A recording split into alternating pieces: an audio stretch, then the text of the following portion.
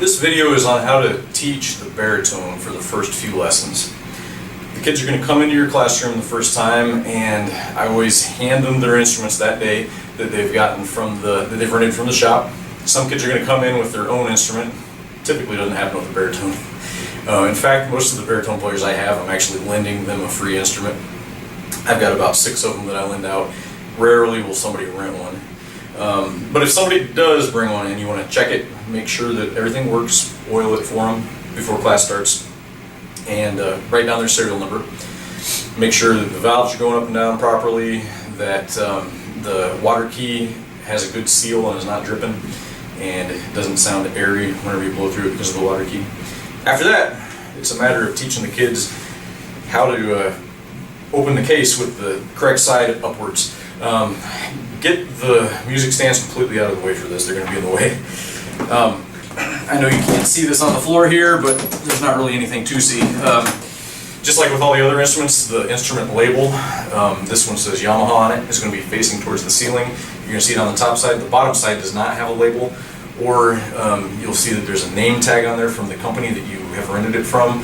You want to make sure that that's right side up so you can see it. If all else fails, the latch is always open from the top, and the top of the case is skinnier than the bottom of the case.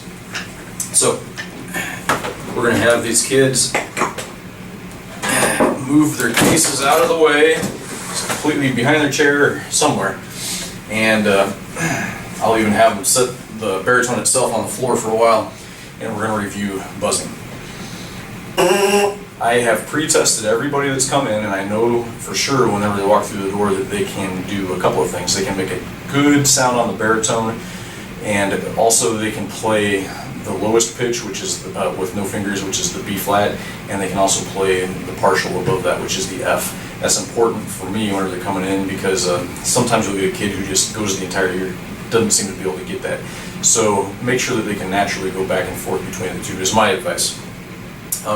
You're going to remind the kids that they're going to put their lips together like saying and they're going to be tight on the corners of their mouth. They're going to blow, kind of make an elephant sound. They're going to put this right in the middle of their lips. And just like I said in the trombone video, you can demonstrate that it's possible to do that. The kids are going to try, and that's all they're going to sound like. But they're going to think it's neat, and they're going to try it on their own. You can even play a song for them.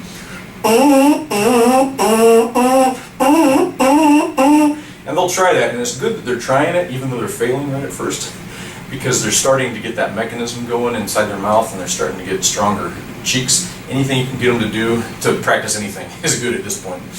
So once you've got that buzz going, and it's also another tip I didn't mention in the other videos. It seems to work better if your lips are wet. So sometimes I get a kid who just has really dry lips, and then it's going to sound airy.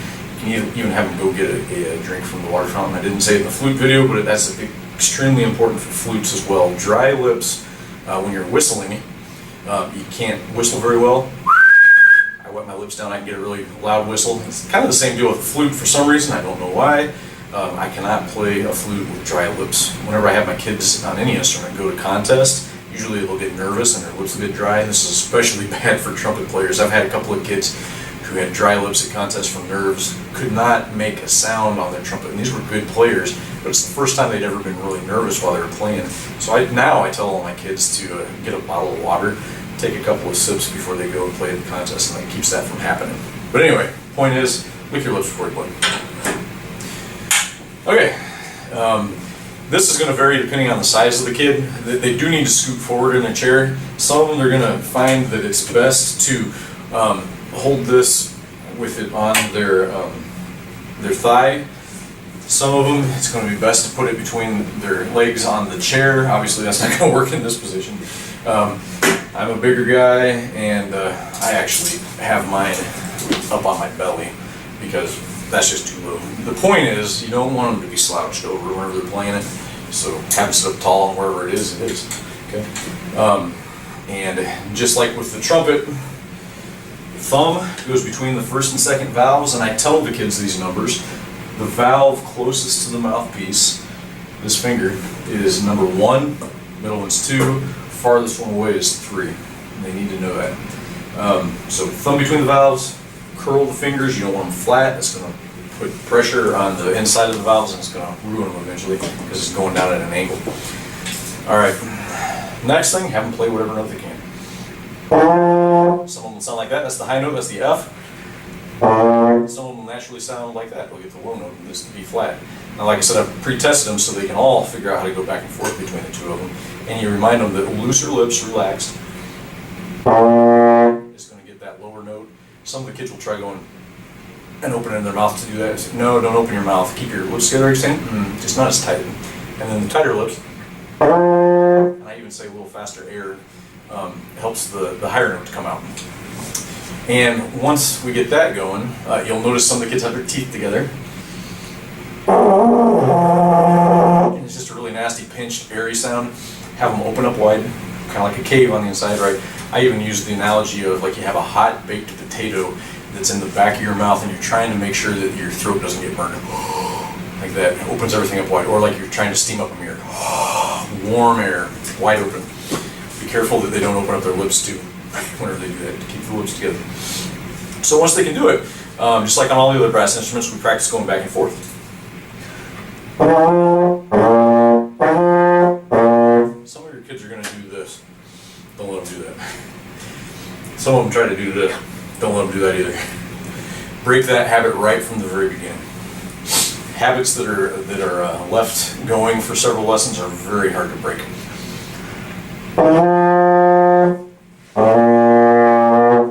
Then we're going to have them try to go.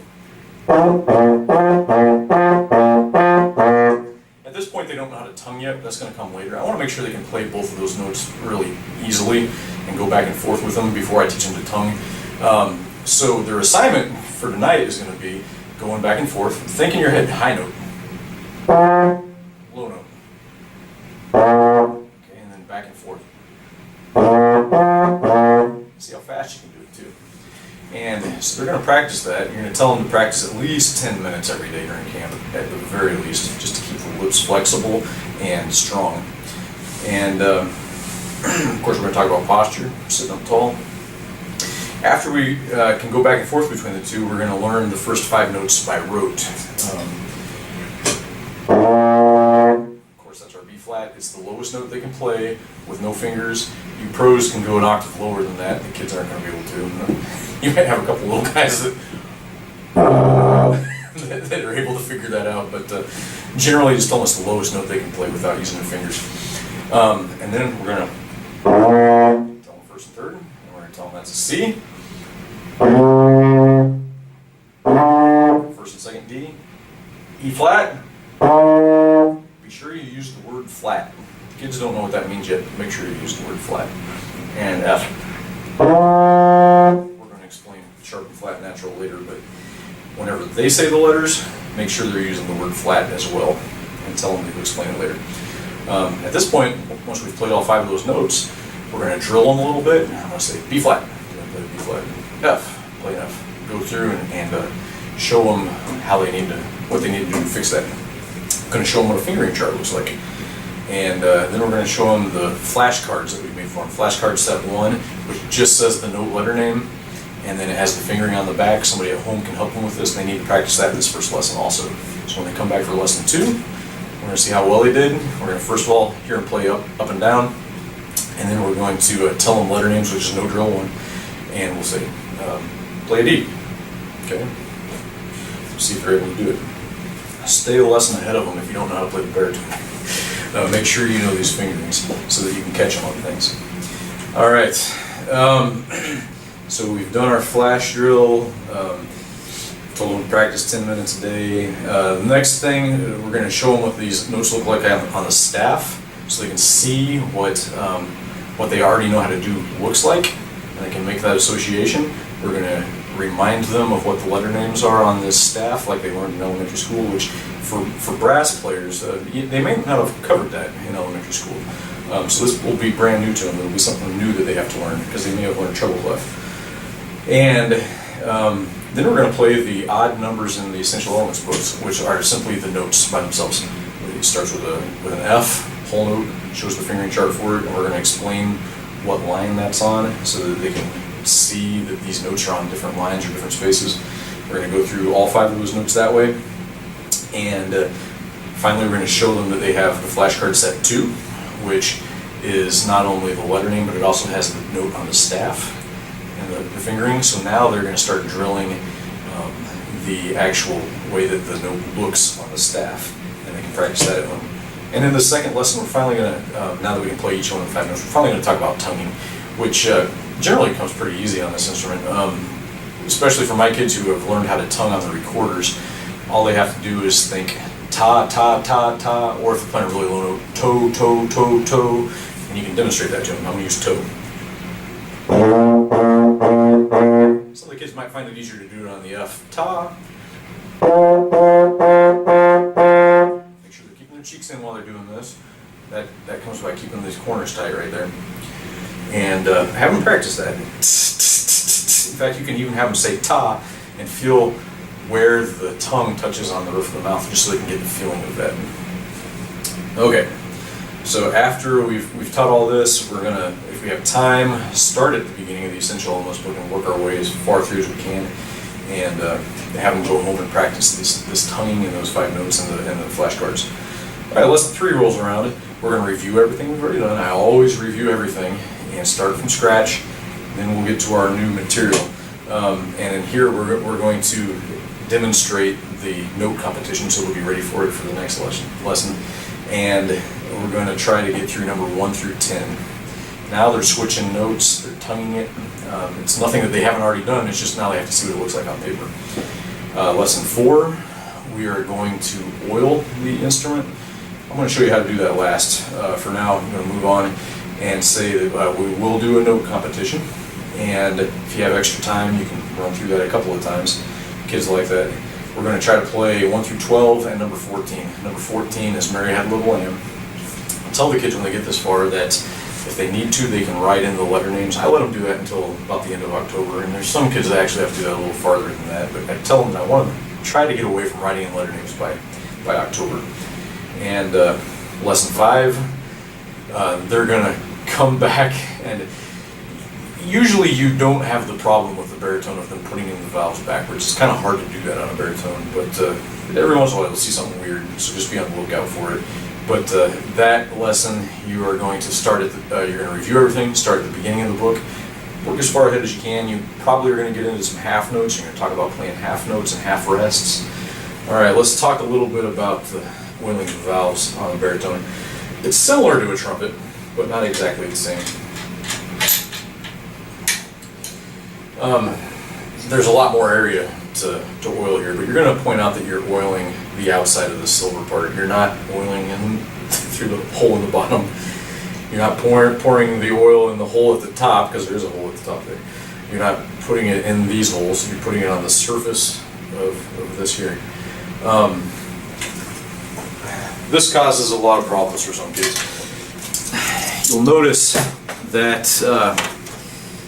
I don't know if you can see through that bell or not. There's a little notch. I'm actually going to use the third valve for this.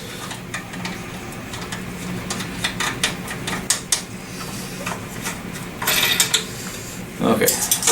There's a little notch right here, and that notch is the place that the valve guide, which is this little white piece, goes into. And you want to point that out to the kids, so that they can slide that valve guide into it. Otherwise, it's not gonna go in.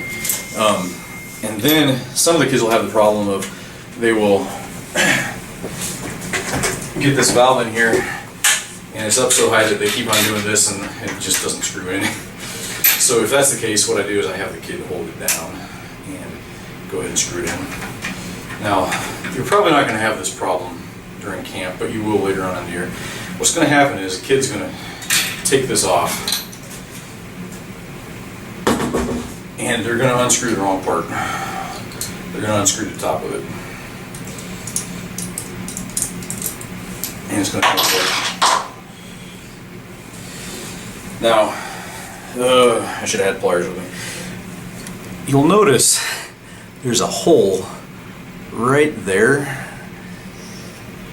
and if you were to take this apart, if you were to take this off, which some of the kids will do on accident, there's actually a little notch underneath this valve guide, and there's a hole right here as well. there's two different holes, and that notch could either fit in that one or it can fit in that one. You want to make sure you put it in the right one. You can take off one of the other guides to look and see which one it's supposed to go in, one of the other valves, and make sure you put it back in the right one. Screw it back on. If you don't, that's the equivalent of putting in a trumpet valve backwards, and it just won't work. Okay, and you want to be careful whenever you put this part back on, because if you have it too far that direction, it's going to drag whenever you're pushing it in and out. So you have to kind of push it inward before you screw it in. That way it doesn't drag on the inside of the valve. So those are some problems you might have while you're teaching these kids how to oil those.